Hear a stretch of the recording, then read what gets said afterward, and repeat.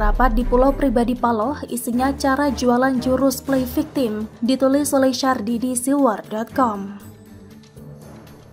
Sebelum kita lanjut, jangan lupa subscribe dan nyalakan loncengnya agar Anda menjadi yang pertama mendapatkan informasi dari jurnal terupdate. Tanggal 26 Mei lalu, ada satu pertemuan yang dilakukan oleh elit partai dari Koalisi Perubahan. Pertemuannya di satu pulau milik Surya Paloh di Kepulauan Seribu. Partai Demokrat lalu membeberkan isu pertemuan itu. Salah satu isu yang mereka bahas adalah isu penjagalan Anies. Ada indikasi penguasa akan membuat Anies tidak berlayar dengan cara dan sumber daya apapun, termasuk mengganggu 3 parpol pendukung Anies. Jelas ini adalah narasi murahan yang mereka hembuskan untuk mengubah arah angin politik. Sebenarnya isu penjagalan itu tidak ada satupun yang percaya. Tidak ada gunanya menjegal Anies yang secara statistik pasti kalah. Kecuali kalau statistik diambil dari polling ILC, Tifatul Sembiring atau Refli Harun, maka Anies adalah pemenang telak dan capres terfavorit. Bagi yang berpikir waras, harusnya isu penjagalan Anies mudah dipatahkan. Anies sudah pasti jadi capres dengan satu syarat mudah, yaitu 3 parpol tadi langsung resmi umumkan Anies sekaligus nama cawapresnya saat ini juga. Pertanyaannya, kenapa mereka tidak kunjung deklarasi? Bisa saja mereka umumkan nama Anies dan pasangannya sekarang juga, tapi mereka mengumbar isu-isu murahan supaya ada yang jadi kambing hitam politik. Satu alasan yang paling masuk akal adalah ketiga parpol ini tidak ada kata sepakat. Masing-masing dari mereka terlalu banyak keinginan. Ada terlalu banyak deal-deal yang belum cocok. Logikanya kalau mereka sudah cocok dari awal, sudah pasti mereka langsung deklarasi, tapi itu tidak mereka lakukan. Mereka masih tarik ulur, tapi dibungkus dengan kedok sedang berusaha dijegal. Mereka mau bodohi rakyat dengan narasi bahwa mereka ini korban dari jahatnya rezim saat ini.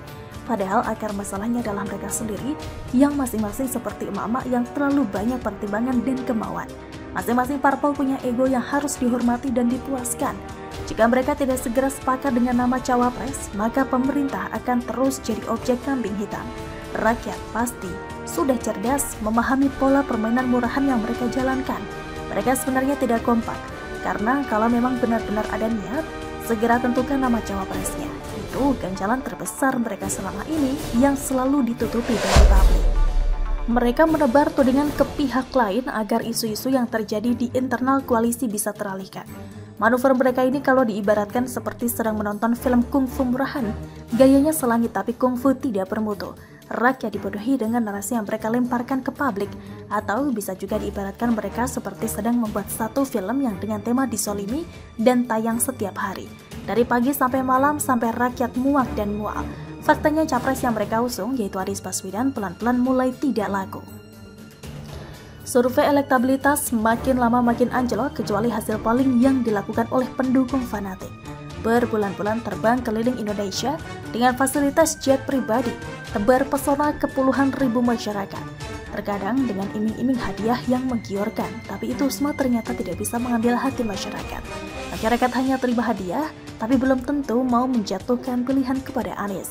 Hasil survei sangat mengecewakan, tapi yang disalahkan adalah penguasa dan rezim.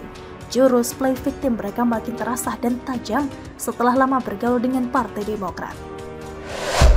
Anies tidak akan berlayar hanya karena satu alasan kuat, yaitu karena AHY tidak menjadi cawapres. Seandainya Anies dari dulu setuju dengan nama AHY, maka capres dan cawapres sudah lengkap. Tidak ada alasan bagi siapapun untuk menjegal dan mencerai-beraikan koalisi perubahan. Itulah kelicikan yang selalu digaungkan setiap hari. Manuver-manuver yang selama ini mereka pertontonkan kepada kita adalah bukti bahwa mereka punya 1001 macam cara untuk melakukan serangan kepada lawan politiknya. Mereka berpikir ini cara yang sangat canggih dan keren, padahal rakyat sudah paham betul apa yang menjadi niat terselubung mereka. Lagi pula Anies mau dijegal dengan cara apapun, rakyat tetap tidak akan peduli. Mayoritas mungkin bahkan bersukaria menyambut kabar gembira ini. Itu artinya pembangunan yang berkelanjutan akan tetap terjamin. Jalan Indonesia menuju status negara maju kian terbuka lebar, karena tidak ada lagi kelompok yang jadi penghalang. Semakin mereka membuat narasi yang ofensif, semakin jelas kalau mereka panik di ambang kekalahan. Ibarat kalau mereka jatuh, maka mereka mau menyeret pihak lain agar ikut terjatuh juga. Satu pertanyaan penting untuk kita semua, narasi play victim ini adalah spesialisasi dari partai apa? Jika Anda bisa menjawab, maka kita tidak perlu heran dengan manuver dari mereka. Bagaimana menurut Anda?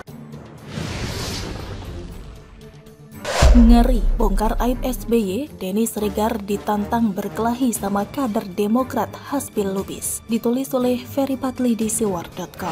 Sebelum kita lanjut, jangan lupa subscribe dan nyalakan loncengnya agar Anda menjadi yang pertama mendapatkan informasi dari jurnal terupdate. Suka mengkritik orang tapi tidak mau dikritik. Demikian gambaran kader Partai Demokrat.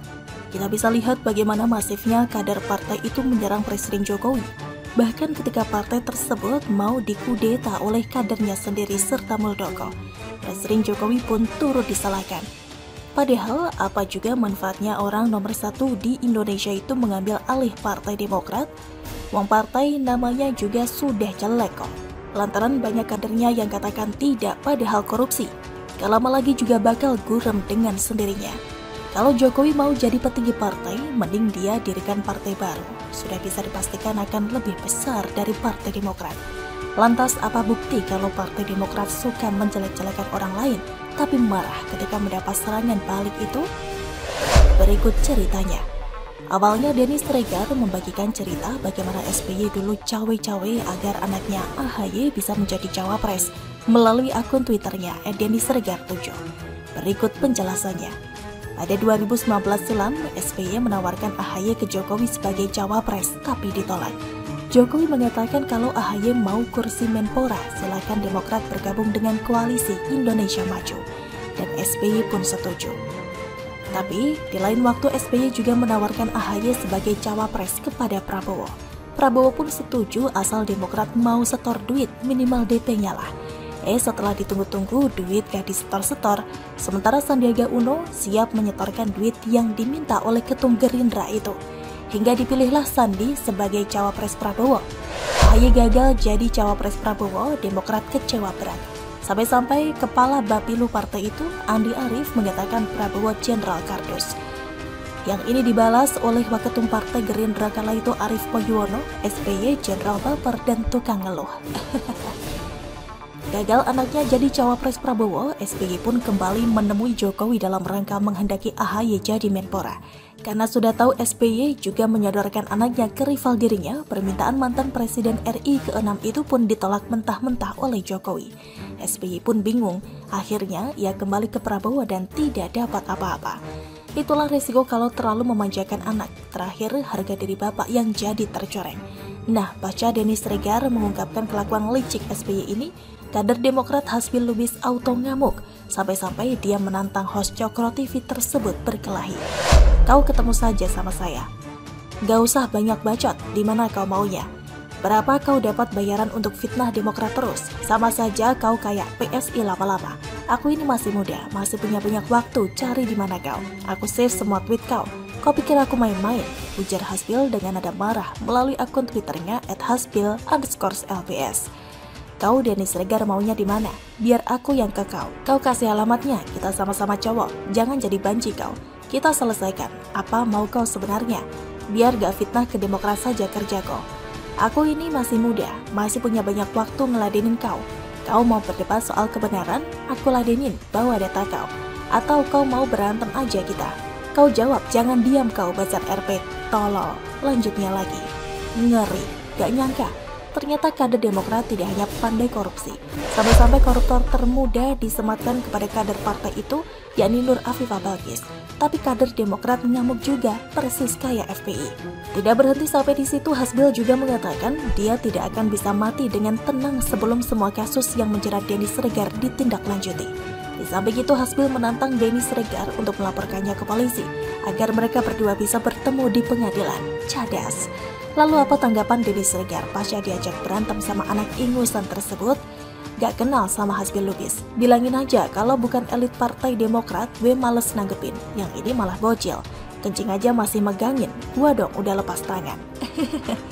Wajar bila kemudian Surya Paloh gak mau alias menolak dengan keras AHY jadi cawapres Anies karena kadernya brutal serta emosian kayak kadrun.